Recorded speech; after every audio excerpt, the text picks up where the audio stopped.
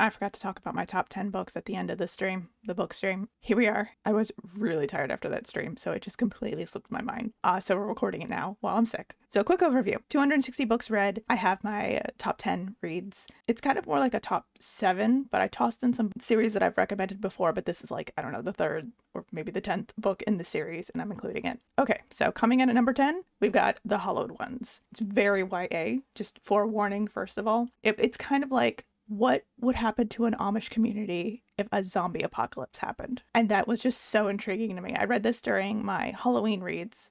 It wasn't really scary exactly, but it was just so interesting. If you can ignore the YA aspect, if you can get past that, I do recommend it. I do not, however, recommend the second book. Hated the second book. The second book, we don't talk about her. Number 9, we've got Mislaid and Parts Half Known. The Wayward Children series as a whole is one I just recommend. The premise of this series, like in a very vague kind of sense, is essentially it's about these children who have gone through a door to another world and come back either of their own volition or they were rejected by their world and they're unable to cope with the fact that they're back in the real world that most of the time had initially rejected them in the first place, which is why they tend to go through these doors. It kind of hits home sometimes. There are some just like banger lines that Shannon McGuire really puts out in these books. And I don't know, they're easy reads. They're easy reads. I love the world. They hurt sometimes. But yeah, I recommend this series all the time. So coming in at number 8, we've got Iron Widow by Jiren J. Zhao. I hope I said that right. I follow them on TikTok, which is actually how I first heard about this. I finally picked it up this year with the new book coming. I think the new book is out now, actually. Upon reread, this probably would be closer to a 4-star because the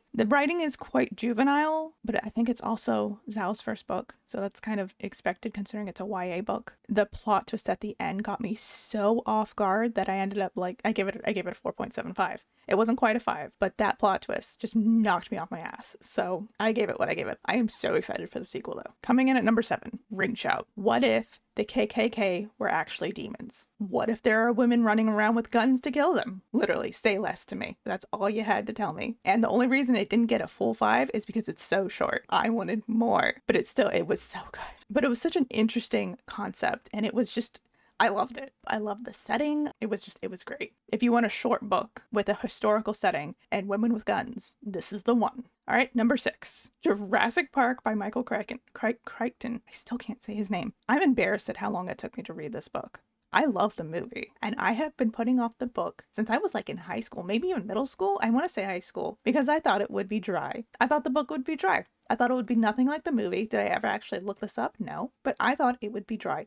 It's better than the movie. Dare I say it's scarier than the movie. I don't get scared by books. Movies can scare me. I actually get pretty freaked out by movies. Books usually don't scare me. I think this was scarier than the movie. I knew what was going to happen, and still, I was on the edge of my seat. Jurassic Park is such a good book. It's so good, I'm going to try to force my friend to read it, and he doesn't read books. It's a good book. All right, what are we at? Number 5? Coming in at number 5, The Reformatory, which I also picked up for my Halloween reads. I had some bangers during the Halloween reads. I picked this one up specifically because it's 1 historical and 2 set in Florida. I live in Florida. I was not prepared for how much this book would hurt. When certain things would happen to the main character, Robbie, his sister, there's Robbie and his sister, and I felt bad when things would happen to his sister, but when things happened to Robbie, I had to put the book down. Upsetting and infuriating and so good. The ghost story was good. The story of this one is actually based on an actual boys' school here in Florida. It's not here anymore. We had a boys' school here that they found like mass graves, and they learned about like how the boys were being treated, and it was absolutely atrocious. This is based on that. And oh boy. Yeah, if you want to be fucking pissed, but you want a really good story to be mad about, but like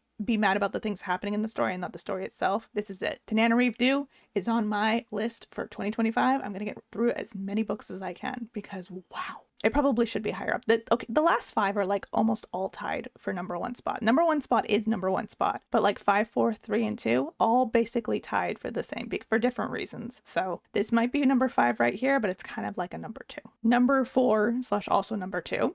We have All I Wanted Was to Become a Scientist, but now I've got an alien boyfriend. I feel like I should explain myself. This is the second book in the series. I like the second book more than the first and the third, but I kind of recommend the series as a whole, the Bubble Babe series. But the second book, I laughed my ass off with this one. I feel like I should first explain why this came up, and then I'll explain what it's about. During the summer, I decided to read my first Brandon Sanderson, and Brandon Sanderson I knew was going to be like a dense read.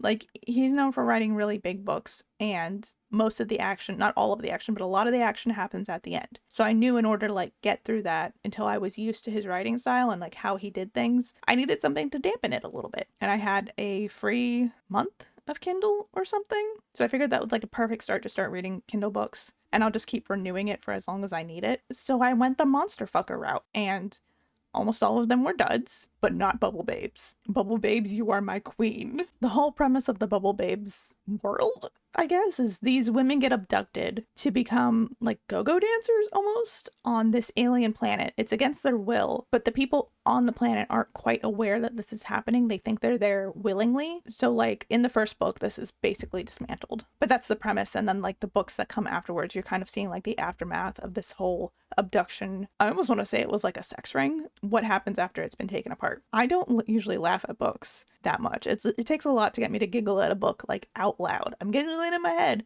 but it takes a lot for me to giggle out loud. I was laughing so hard I started crying when the scene where she jumps into the water and basically slips and slides into the water like a seal. It was so funny. And they're really short. They're so funny. They are very smutty, so forewarning for that. All right, number 3, which is also kind of number 2.